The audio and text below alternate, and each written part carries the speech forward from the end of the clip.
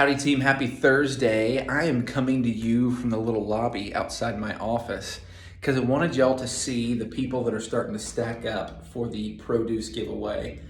You can't see it really well from out here. You sort of see the tents there just over it's like my right ear, right there. We're giving away 780 boxes of free fruit and vegetables today. We've partnered with an organization that's doing some of the legwork for us, and we get to be the avenue for them doing that. It's very exciting. And so, for starters, come get some fruit if you haven't done that already. We've got a lot of our students out there serving, which is exciting. I'm going to go join them here in a minute, but it's Thursday. I'm not going to miss my opportunity to talk to you guys. So this week we want to talk about Matthew chapter 24. It seems more than appropriate if you read through this chapter a couple of times, and I hope that you will. Jesus' predictions continue to be true 100%.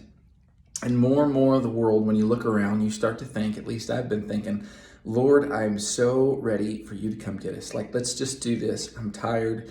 Let's go home. And that's going to happen. I don't know when. Jesus says in here, he doesn't know when. But we can start to see some of the signs. We can see what's already come true from what Jesus has said.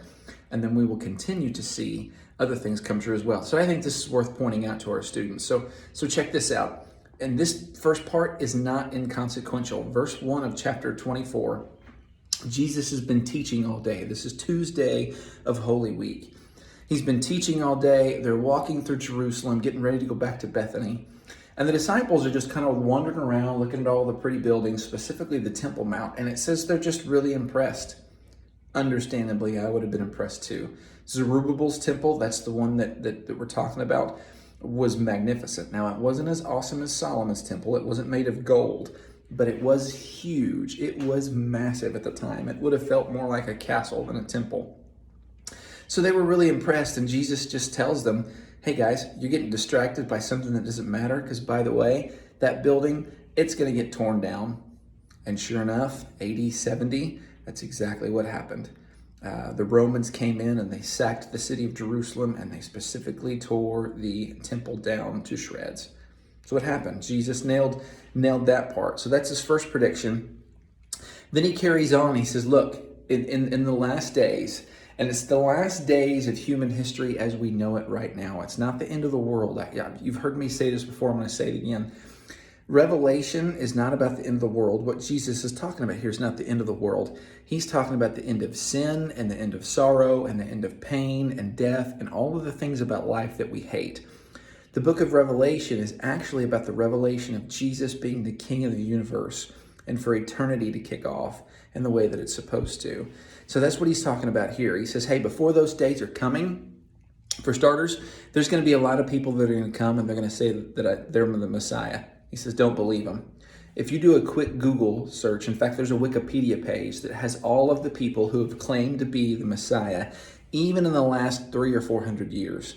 The most famous one in our area, of course, would have been David Koresh, one of the guys you can give Pastor Eric a hard time about Waco. That's who Waco produced, was a guy who thought he was the Messiah. Didn't work out very well, if you remember that. I bet a lot of our students don't know anything about the Waco compound, but that was a big deal. And so he says, people are going to come saying they're the Messiah. Don't believe them. So we know that's true. And then he says, you're going to be persecuted and hated all across the world. Well, guess that's exactly what's happening right now. And this is one of the ways that we know that Jesus is predicting the long-term future, not just the immediate future. Because at the time, all across the world, people didn't know who Jesus was.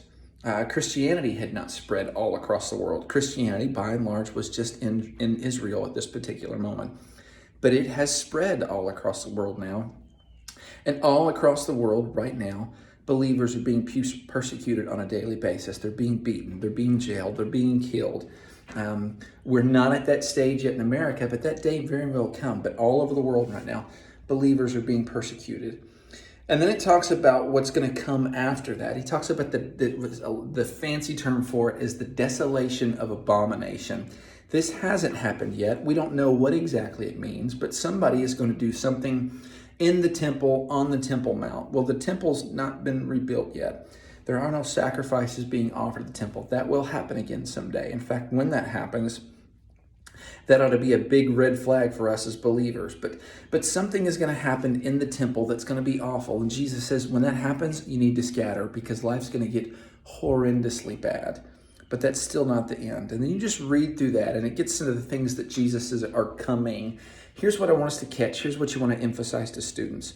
The fact that the world that we live in right now is so awful isn't catching God off guard. He's predicted these things. He's promised these things. Sadly, we have to tell the students that life is going to get harder, particularly for those who are of the faith of Jesus Christ. But finish the chapter because he's going to come get us. And since all of his predictions thus far have been true, we can trust the things that he said is going to happen. And most importantly, we can trust the fact that Jesus is going to come get us.